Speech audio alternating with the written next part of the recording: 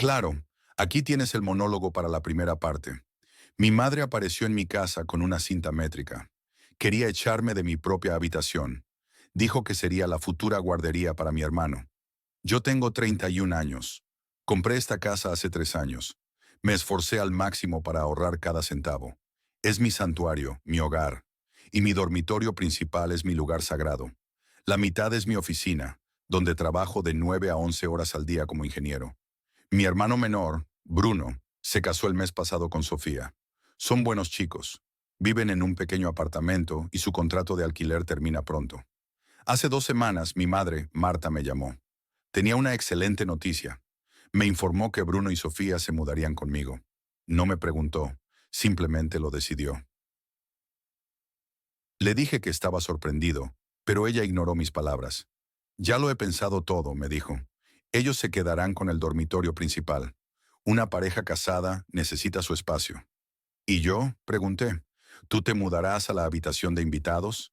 ¿Es suficiente para un hombre soltero? Me reí. Sinceramente, pensé que era una broma de mal gusto. Pero ella no estaba bromeando. Leo, esto es lo que hacen las familias, dijo con un tono serio. Tu hermano necesita ayuda y tú tienes espacio. No seas egoísta. Intenté explicarle que esa habitación también es mi oficina. Mi trabajo no cabe en otro lugar. Puedes trabajar en la mesa de la cocina, respondió fríamente. Ellos necesitan ese espacio más que tú. La conversación se volvió muy tensa. Le recordé que yo pago la hipoteca, que esto era mi casa, que era una falta de respeto. Entonces ella usó el golpe más bajo de todos. Mencionó a mi padre, que en paz descanse. Tu padre se avergonzaría de ti, dijo con la voz quebrada. Él siempre ponía a la familia primero. Sentí un nudo en el estómago. Mi padre me enseñó a trabajar duro y a sentirme orgulloso de lo que conseguía. Él lo habría entendido. Las cosas se complicaron aún más. Mi madre me llamó ayer. Dijo que ella, mi padrastro Ricardo, Bruno y Sofía vendrían este fin de semana. ¿Su plan? Ayudarme a trasladar mis cosas a la habitación de invitados. Ricardo está de acuerdo, afirmó ella. Dice que es la mejor solución para todos. Me sentí atrapado y sin salida. Pero aquí viene lo increíble. Una hora después de esa llamada, recibí un mensaje de texto. Era de Ricardo, mi padrastro. Él siempre ha sido un hombre tranquilo y distante. Nunca se mete en nuestros asuntos. El mensaje decía, Leo, tenemos que hablar de hombre a hombre. Algo no está bien aquí y quiero entender toda la situación. ¿Podemos vernos mañana para tomar un café? Mi madre, Elena, apareció en mi puerta el martes pasado. No llegó con una tarta, ni para una visita sorpresa. Llegó con una cinta métrica en la mano y una mirada tan decidida que me heló la sangre al instante. Sin decir casi nada, entró a mi casa. Su casa durante tantos años, pero que ahora era mía, y caminó directo hacia mi habitación principal. Marco, cariño, me dijo, con un tono que no admitía réplica. Tu hermano Samuel y su esposa, Carla, se van a mudar con vosotros un tiempo. Me quedé en shock, esperando que dijera que era una broma, pero ella ya estaba desenrollando la cinta métrica. Ellos se quedarán con esta habitación, sentenció, señalando mi cuarto, que también es mi oficina. Es la más grande y la necesitan. Mi cerebro simplemente no podía procesar la audacia. Tú te puedes mudar a la habitación de invitados, continuó, como si estuviera reorganizando muebles viejos. Es más que suficiente para ti solo. Luego señaló la tercera habitación, la más pequeña, y esta la usaremos de trastero. Bueno, por ahora, porque luego será el cuarto del bebé. ¿El bebé? ¿Qué bebé? Mi hermano ni siquiera me había dicho que estaban esperando uno. Todo mi hogar, mi santuario, estaba siendo repartido frente a mis ojos sin que nadie me hubiera preguntado. Espera un momento, logré decir, sintiendo cómo la incredulidad se convertía en enfado. Mamá, esta es mi oficina. Trabajo desde casa, ¿recuerdas? Todo mi equipo, mis clientes, mi vida profesional está aquí dentro. La miré, esperando un mínimo de comprensión, pero su rostro se endureció. Su expresión cambió de organizadora de eventos a juez implacable. Marco, esto es lo que hacen las familias, espetó, y cada palabra era un golpe. Tu hermano necesita ayuda y tú tienes el espacio de sobra. No seas tan egoísta. Quise gritarle que no era egoísmo, que era mi vida, que yo pagaba la hipoteca de esa casa. Pero antes de que pudiera articular una frase, ella sacó el arma definitiva. Tu padre se avergonzaría de cómo estás actuando. Susurró, y su voz se quebró justo lo necesario para que la culpa me atravesara el pecho. Él siempre, siempre ponía a la familia primero. Esa frase me dejó sin aire. Me golpeó como un puñetazo en el estómago, dejándome vacío y sin defensas. ¿Alguna vez has sentido que las personas que más deberían entenderte son precisamente las que usan tus puntos débiles en tu contra? Es una soledad extraña, estar rodeado de tu familia y sentirte completamente invisible. Y en ese instante lo entendí todo. No era la primera vez. Toda la vida había sido así. Siempre se trataba de Samuel, el hermano pequeño, el que necesitaba más cuidados, más sacrificios. Y yo era el mayor, el responsable, el que debía ceder sin rechistar. Mi casa, mi trabajo, mis necesidades, todo era secundario frente al bien de la familia. Mamá, dije con una calma que me sorprendió a mí mismo. La respuesta es no. El silencio que llenó la habitación fue tan denso que casi se podía tocar. Ella se quedó mirándome, con la cinta métrica colgando inerte de su mano, como si acabara de decir la mayor blasfemia del mundo. El aire estaba cargado, a punto de explotar, pero justo cuando la presión familiar parecía insoportable, mi móvil vibró en el bolsillo. Lo saqué instintivamente, y el nombre que apareció en la pantalla no era el de mi hermano, ni el de nadie que esperara. Era un mensaje de texto de la persona más inesperada, y en ese segundo supe que estaba a punto de cambiarlo todo. Aquí tienes el monólogo. Justo cuando pensaba que no podía estar más perdido en todo este lío, sonó mi teléfono. Era Ethan, mi hermano. Su voz sonaba rara, como si estuviera caminando de puntillas sobre un campo de minas. Empezó con rodeos preguntándome cómo estaba, pero yo sabía que algo pasaba. Finalmente lo soltó. Leo, tío, tengo que ser sincero contigo, me dijo, y en ese momento supe que la conversación se iba a poner seria. Sinceramente, creo que todo esto es muy raro.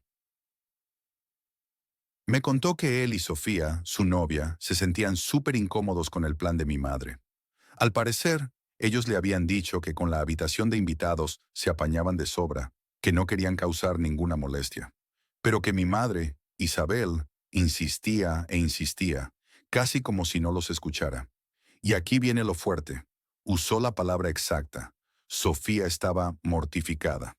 Para ella, la idea de echarme de mi propio cuarto era una auténtica pesadilla. Pero la verdadera bomba vino después. Resulta que mi madre los había convencido para que no alquilaran otro piso que tenían visto. Les aseguró que yo ya estaba de acuerdo con todo, que el plan era cosa mía y que estaba encantado de cederles mi espacio. Les dijo que ya lo habíamos hablado y que no había ningún problema. Me quedé helado. Era una mentira, de principio a fin. ¿Sabes esa sensación cuando te das cuenta de que la historia que te han contado no encaja? Es como si el suelo se moviera un poco bajo tus pies y de repente no supieras de qué te puedes fiar. Colgué con Ethan, con la cabeza dándome vueltas, sintiéndome completamente traicionado. Y justo entonces, mientras intentaba procesar que mi madre me había utilizado de esa manera, otra notificación. Un mensaje. Era de David, mi padrastro. David siempre ha sido una figura distante, un hombre tranquilo, de pocas palabras. En todos los años que lleva con mi madre, creo que nunca hemos tenido una conversación que durara más de 5 minutos. No es un mal tipo, simplemente está en su propio mundo. Por eso, cuando vi su nombre en la pantalla, mi corazón dio un vuelco. El mensaje era corto, directo y totalmente inesperado. Decía, Leo, necesitamos hablar de hombre a hombre. Algo no está bien aquí, y me gustaría entender la situación completa antes de este fin de semana. Un mensaje así, de él, era como una bandera roja ondeando en medio de una tormenta de nieve. No tenía ni idea de qué pensar. ¿Estaba de parte de mi madre? ¿Venía a leerme la cartilla por ser un hijo difícil? ¿O quizás había visto algo que yo no veía? Le respondí que sí, que nos veríamos al día siguiente. No sabía si estaba a punto de encontrarme con un nuevo enemigo o con un aliado inesperado. Pero lo que David estaba a punto de revelarme, bueno, eso iba a cambiar las reglas del juego por completo. Cuando David, mi padrastro, me pidió que habláramos a solas en la cafetería, pensé que me iba a dar otro sermón sobre ser más comprensivo. Me preparé para poner los ojos en blanco y aguantar el chaparrón. Pero su mirada no era de enfado, sino de una profunda y extraña preocupación. Sin decir una palabra, sacó su teléfono y lo deslizó sobre la mesa hacia mí. Eran mensajes de texto de mi madre, Sara. Mi corazón dio un vuelco al leerlos. En ellos ella le aseguraba a David, con una frialdad increíble, que yo mismo, por mi gran corazón, le había ofrecido mi habitación a Hugo, que había sido una decisión mía, un acto de generosidad para darle la bienvenida a la familia. Sentí que el suelo se abría bajo mis pies. No solo me estaba echando de mi cuarto, sino que además estaba reescribiendo la historia para quedar ella como la madre perfecta con un hijo maravillosamente generoso. Y entonces, David hizo algo que nunca, jamás me hubiera esperado. Empezó a hablar de su propia infancia. Con la voz entrecortada, me confesó que su propio padrastro lo había tratado terriblemente mal, siempre como un ciudadano de segunda en su propia casa. Me contó que por esa misma razón se hizo una promesa a sí mismo. Nunca, jamás, permitiría que en su familia hubiera un trato desigual. He fallado en esa promesa, dijo, y su voz se quebró por un instante. Al permanecer en silencio mientras tu madre favorece a Hugo, he sido cómplice. ¿Alguna vez has sentido ese peso, el de decepcionarte a ti mismo por no haber hecho lo correcto? Es una carga silenciosa, ¿verdad? Pero entonces su expresión cambió, endureciéndose con una nueva determinación. Eso se acaba ahora, afirmó, mirándome directamente a los ojos. Su siguiente frase me golpeó como una ola. Tu padre no está aquí para defenderte, y aunque nunca intentaría reemplazarlo, alguien necesita cubrirte las espaldas. Considérame ese alguien. Por primera vez en semanas, sentí que una lágrima de alivio, y no de rabia, quería escapar. No estaba solo en esta batalla. David también me confirmó que Hugo, su hijo, estaba muerto de vergüenza. No quería mi habitación y odiaba que su madre lo tratara como a un niño pequeño, incapaz de decidir por sí mismo. Con esta nueva alianza inesperada, David diseñó un plan. Organizaría una reunión familiar esa misma noche. No para luchar por mí, sino para respaldarme mientras yo mismo, con firmeza pero con respeto, establecía mis propios límites con mi madre. Era un plan perfecto. Nos subimos al coche, armados con este pacto y con una extraña sensación de esperanza. El trayecto se me hizo eterno, mientras ensayaba en mi cabeza las palabras que iba a decir. Me sentía fuerte, respaldado. Llegamos a la casa, listos para la confrontación, y nos quedamos helados en el coche. Aparcado en la entrada había un pequeño camión de mudanzas, y en el césped, a la vista de todos los vecinos, estaban mi cama, mi escritorio y todas mis pertenencias apiladas en cajas. Mi madre ni siquiera había esperado a que volviéramos para empezar la mudanza por su cuenta. Apenas abrí la puerta lo supe. Ese olor a perfume de mi madre en mi propia casa solo podía significar una cosa: problemas. Y allí estaba ella, Isabel, en medio de mi dormitorio principal, con una cinta métrica en la mano y una sonrisa que me heló la sangre. No estaba midiendo para poner un cuadro. Estaba rediseñando mi vida sin mi permiso, decidiendo dónde irían sus cosas en mi habitación. La mía. Antes de que pudiera decir una palabra, la furia me subió por la garganta.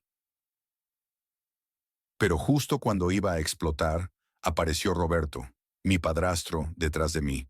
Su rostro lo dijo todo. Vio la cinta métrica, vio la expresión de mi madre y me vio a mí, a punto de colapsar. Isabel, basta, dijo con una voz tranquila pero firme, una voz que no admitía discusión. Todos a la sala. Ahora, vamos a hablar de esto como una familia. Por primera vez en años sentí que alguien estaba de mi lado. Nos sentamos en un silencio que casi se podía masticar. Mis hermanos, Mateo y Sofía, miraban al suelo, atrapados en el medio como siempre. Respiré hondo y decidí que era ahora o nunca. Miren, empecé, tratando de que no me temblara la voz. Entiendo la situación. La habitación de invitados es suya por 4 meses. Podemos arreglarlo. Hice una pausa, sabiendo que la siguiente parte era la crucial. Solo pido 500 euros al mes para ayudar con los servicios. Y mi dormitorio principal, eso no es negociable. La cara de mi madre se transformó. La sonrisa dulce desapareció y fue reemplazada por pura ira. ¿500 euros? ¿Le vas a cobrar a tu propia familia? Siseó. Sus ojos se clavaron en Roberto. ¿Te estás poniendo de su lado?, gritó señalándome. Roberto ni siquiera parpadeó. Estoy del lado de lo que es justo, Isabel, respondió él con una calma de acero. Leo no está obligado a alojar a nadie. El hecho de que esté dispuesto a ayudar debería ser apreciado, no criticado. Se inclinó hacia adelante. Su voz bajó, pero su intensidad aumentó. Leo es el dueño de esta casa. Sus condiciones son más que razonables. Esta discusión se ha terminado. El silencio que siguió fue atronador. Mi madre lo miraba, boquiabierta, como si la hubiera abofeteado. Yo apenas podía procesar lo que acababa de pasar. Alguien, por fin, había validado mis límites. ¿Alguna vez has tenido que defender lo que es tuyo, incluso si eso significa herir a alguien que amas? Ese sentimiento de victoria mezclado con una profunda tristeza es algo que te marca. Y entonces ocurrió algo que nunca imaginé. Mateo, el mayor, levantó la vista. Leo, gracias. Aceptamos, dijo en voz baja pero clara. Sofía asintió a su lado con los ojos llenos de lágrimas de alivio. Por primera vez, desafiaban a nuestra madre. La mirada de Isabel pasó de la ira a una traición helada, viéndolos como si fueran extraños. Sin decir una palabra más, se levantó, tomó su bolso y caminó hacia la puerta. No hubo un portazo dramático, solo el sonido seco y final del cerrojo al cerrarse. Se había ido. Ganamos la batalla, sí, pero su silencio se sentía mucho más pesado que sus gritos. La herida en nuestra familia era profunda y supurante. Y yo tenía el presentimiento de que su retirada no era una rendición. Era el preludio de algo peor, porque su silencio escondía un secreto que llevaba guardando más de una década. Un secreto que estaba a punto de salir a la luz y destruirlo todo. Vivir con Leo y Clara era sorprendentemente fácil. Cocinábamos juntos, nos repartíamos las tareas, incluso me ayudaban a buscar trabajo. Por primera vez en meses, mi casa se sentía como un hogar y no como un campo de batalla. Pero había un silencio que pesaba más que cualquier grito, el de mi madre, Laura.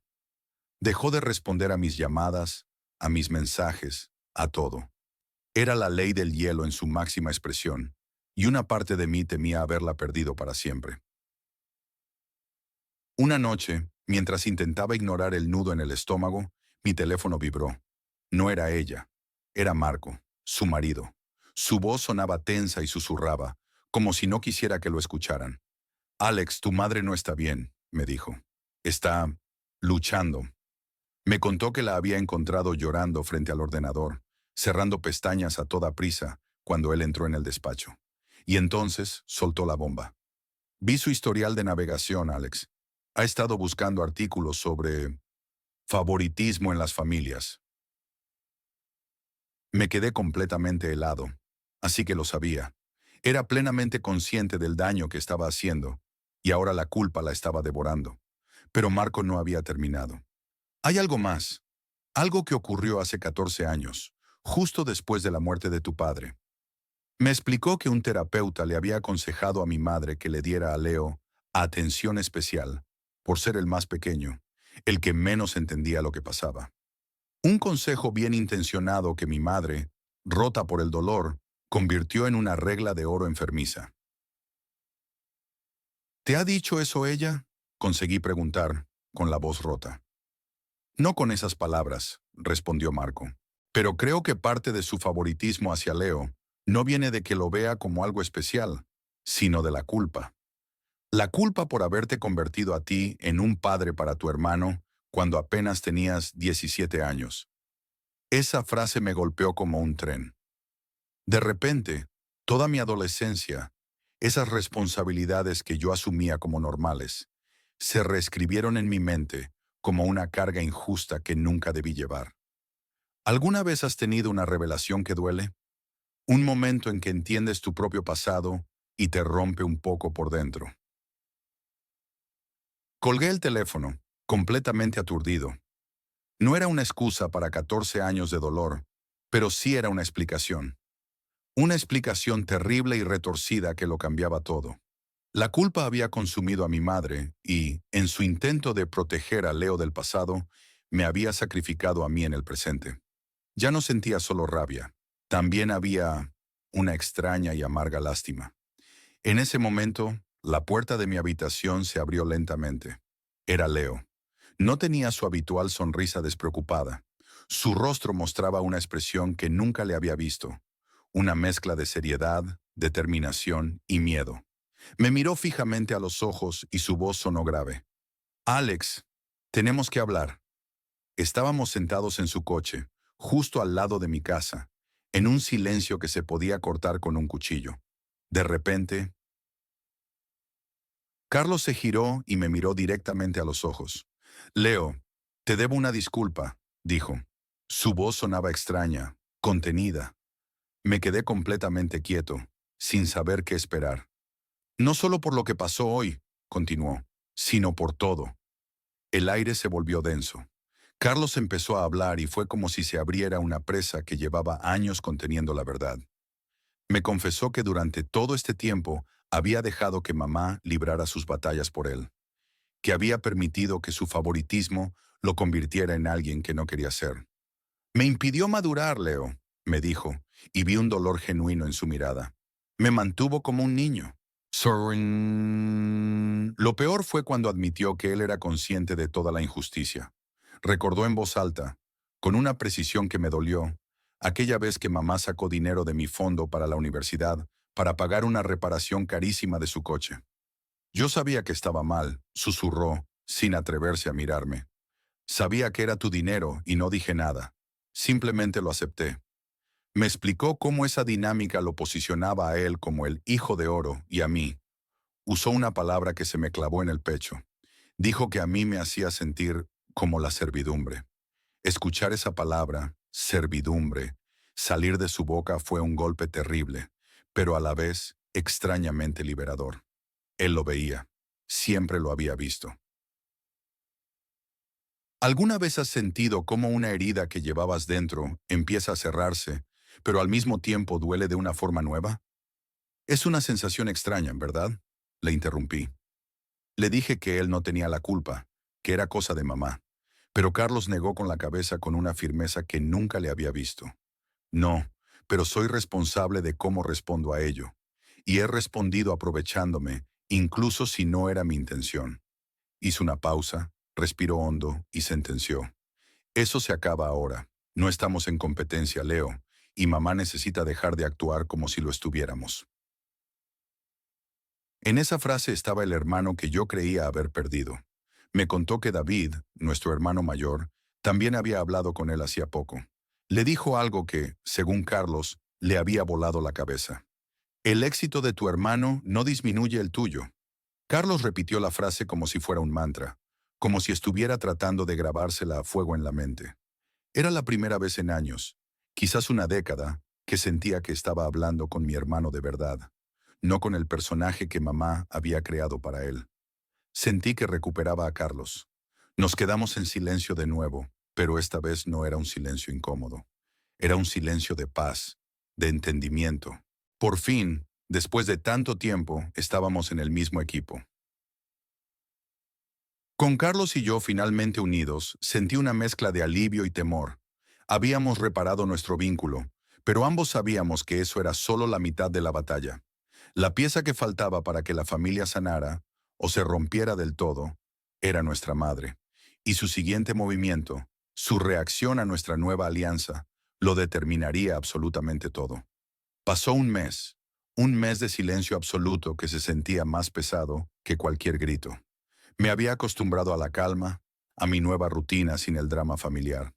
Y de repente, un martes por la tarde, el teléfono suena. Es mi madre.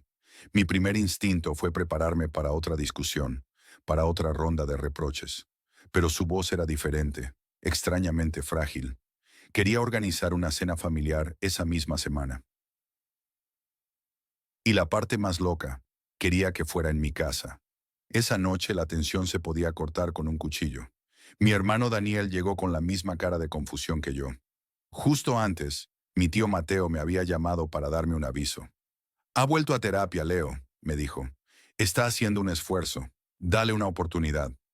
Así que ahí estábamos, los tres, sentados en mi pequeño comedor, esperando que la bomba estallara. Entonces mi madre entró desde la cocina, pero no traía el flan que tanto le gusta a Daniel, el que siempre preparaba para celebrar. En sus manos sostenía un pastel de 3 leches, mi postre favorito de la infancia, el que no había probado en años. Lo dejó en el centro de la mesa y fue una pequeña bomba silenciosa, un gesto que decía más que 1000 palabras. Daniel y yo nos miramos, sin entender nada. Durante la cena apenas hablamos, y luego mi madre respiró hondo, nos miró a los dos, y las lágrimas empezaron a correr por sus mejillas. Lo siento, susurró. Su mirada se clavó en mí. Leo, te pido perdón. Me explicó cómo, tras la muerte de papá, se apoyó en mí de una forma que nunca debió. Te convertiste en mi compañero en la crianza de Daniel, dijo, con la voz rota. Eso no fue justo. Eras un niño que perdió a su padre, no un padre sustituto. Sentí que algo dentro de mí, un nudo que llevaba años apretado, comenzaba a deshacerse. Admitió que su miedo a perder a Daniel, su dolor, la llevaron a sobreprotegerlo de una manera que nos dañó a todos, que enmascaró su favoritismo como si fuera un amor más grande, cuando en realidad era miedo. Y entonces dijo las palabras que necesitaba oír. El amor no consiste solo en darle todo a uno y esperar que el otro se sacrifique. Se trata de respetar a ambos hijos como individuos con el mismo valor. ¿Alguna vez has esperado tanto una disculpa que, cuando llega, casi no te atreves a creerla? Es como si una parte de ti tuviera miedo de que, si la aceptas, el dolor que cargaste durante tanto tiempo se vuelva irreal. Lloramos, los tres. Daniel lloró al entender que el trono en el que mi madre lo había sentado era en realidad una jaula, y yo lloré por el niño que tuvo que crecer demasiado rápido. No hubo más reproches, solo una extraña y abrumadora sensación de alivio. Por primera vez en más de una década, no éramos los roles que nos habían asignado. No éramos el mártir y el príncipe. Éramos solo una familia, rota y tratando de volver a unirse. Comimos ese pastel de 3 leches como si fuera el primer postre que compartíamos en la vida. La paz que sentimos esa noche fue increíble, casi demasiado perfecta. Ahora las viejas cadenas se han roto. Cada uno de nosotros tiene que aprender a caminar por su cuenta, a ser un individuo. Y la pregunta que me aterra es, ¿nuestra nueva libertad nos unirá de verdad o nos separará para siempre? Claro, aquí tienes el monólogo. Han pasado unos meses desde la gran explosión en casa, y el silencio que quedó después no fue incómodo, sino pacífico. Sofía y Mateo finalmente encontraron su propio lugar, un pequeño apartamento lleno de luz y cajas a medio desempacar. Verlos partir no me dio tristeza, sino una extraña sensación de orgullo. No era una despedida, sino el comienzo de algo nuevo para todos. Y en casa, la dinámica cambió de una forma que jamás imaginé. Las cenas familiares se volvieron ligeras. Ya no había esa tensión palpable, esa competencia silenciosa por la atención de mi madre. De hecho, mi mamá, por primera vez en años, hablaba de mis hijos, en plural, con un brillo genuino en los ojos. Un día, durante una barbacoa en el jardín, la escuché contarle a una vecina cómo Sofía estaba destacando en su nuevo trabajo y cómo yo estaba por fin encontrando mi camino. Hablaba de ambos con el mismo respeto, celebrando nuestras victorias individuales. Era un cambio pequeño, pero para mí lo significaba todo. Sin embargo, la transformación más profunda fue mi relación con Daniel. Pasamos de una guerra fría a una amistad real, construida sobre conversaciones en el garaje y proyectos a medias. Se convirtió en mi mentor, en ese amigo adulto que nunca tuve. Recuerdo que un día, mientras me ayudaba a arreglar la vieja bicicleta de mi padre, me dijo: Leo, no estoy tratando de reemplazar a tu papá. Simplemente estoy tratando de ser otra persona en tu esquina. Hizo una pausa, me miró fijamente y añadió: todo el mundo merece tener a alguien en su esquina. Esa frase se quedó conmigo. Unas semanas después, llegué a casa tarde del trabajo y encontré un sobre con mi nombre en el escritorio de mi habitación. La letra era de Daniel. Dentro había una nota corta, apenas unas líneas. Tu padre estaría orgulloso del hombre en el que te has convertido. Sé que yo lo estoy. El aire se me fue de los pulmones. Tuve que sentarme en el borde de la cama, leyendo esa frase una y otra vez. No eran solo palabras de aliento, era el reconocimiento, la validación que había estado buscando sin darme cuenta durante años. Era el permiso para dejar de luchar contra su presencia y simplemente aceptar su apoyo. ¿Alguna vez una simple frase te ha quebrado por dentro para luego reconstruirte por completo? Justo eso sentí en ese instante. En ese momento lo entendí todo. El drama del dormitorio, las peleas, la tensión, todo había sido un regalo disfrazado. Fue la crisis que necesitábamos para romper la vieja dinámica tóxica y construir algo nuevo, algo sano. Me di cuenta de que el escándalo del dormitorio principal se convirtió en la lección más valiosa sobre los límites, el respeto y el verdadero significado de la familia. Porque la ayuda verdadera no implica que una persona se sacrifique constantemente por otra. Implica respeto, admiración y apoyo mutuos que fluyen en ambas direcciones. Daniel no intentó salvarme, me dio las herramientas para salvarme a mí mismo, y al hacerlo, nos salvó a todos. Pero esa nota no fue el final de la historia. De hecho, fue el principio de algo mucho más grande, porque junto al papel doblado, Daniel había dejado algo más. Algo que no solo conectaba mi futuro con mi presente, sino también con un pasado que creía haber perdido para siempre. Junto a la nota, había una pequeña llave oxidada y una dirección escrita a mano en un post-it. Y esa dirección no era de ningún lugar que yo conociera. Ahí lo tienen. Qué viaje tan intenso y transformador. Empezamos esta historia con una imagen que creo que a todos nos puso los pelos de punta. Una madre, Linda, llegando con una cinta métrica a la casa de su propio hijo, Adam, para básicamente desalojarlo de su vida. Sentimos la frustración de Adam, esa injusticia de ser el hijo invisible, el que siempre debe sacrificarse por el hijo de oro, Logan. Fue una situación que olía a años de dolor acumulado, a dinámicas tóxicas que parecían imposibles de romper. Pero entonces, cuando todo parecía perdido, ocurrió el giro que lo cambió todo. Y no vino de donde esperábamos. No fue una explosión de Adam, ni una súplica de Logan. Vino de un mensaje de texto, de Michael, el padrastro silencioso, el hombre que siempre pareció estar en un segundo plano. Su intervención no fue solo un acto de justicia, fue una lección magistral de lo que significa ser un verdadero pilar en una familia. Él no tomó un bando, tomó el lado de lo correcto. Lo que más me conmueve de esta historia no es solo la confrontación, sino lo que vino después. Ver a Logan, el hijo de oro, tener el valor de disculparse, de reconocer que se había beneficiado de una dinámica injusta. Eso requiere una madurez inmensa. Y ver a Linda, la matriarca, enfrentarse a sus propios demonios, entender que su amor por Logan era en realidad un reflejo de su propio dolor y culpa no resueltos. Su disculpa, trayendo el postre favorito de Adam, fue un gesto pequeño, pero con un peso simbólico enorme. Fue la rendición de un viejo sistema y el nacimiento de uno nuevo. Esta historia nos enseña que a veces, para sanar una familia, no se necesita más amor, sino más respeto. Se necesitan límites. Nos enseña que la verdadera ayuda no es sacrificar a una parte por el bien de otra, sino apoyar a cada individuo para que alcance su propio potencial. Michael lo dijo perfectamente. El éxito de tu hermano no disminuye el tuyo.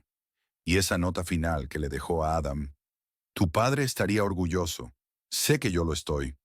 Es la prueba de que un padrastro no necesita reemplazar a un padre para convertirse en una figura paterna fundamental. A veces, ser un aliado incondicional es el regalo más grande.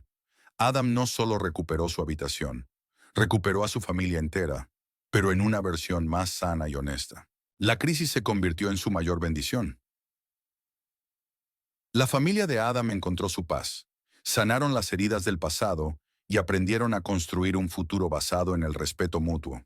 Pero, al cerrar este capítulo, una figura se queda resonando en mi mente. Michael. Él actuó movido por una herida de su propio pasado, por una promesa que se hizo a sí mismo de no repetir la injusticia que él mismo vivió. Reparó a la familia de Adam con una sabiduría y una fuerza increíbles. Pero eso me lleva a una pregunta inevitable. ¿Quién repara al reparador? Detrás de cada héroe inesperado, a menudo hay una historia de supervivencia que nunca se cuenta. Y me pregunto, ¿qué pasa cuando la persona que te salvó es la que ahora, en silencio, necesita ser salvada de sus propios fantasmas?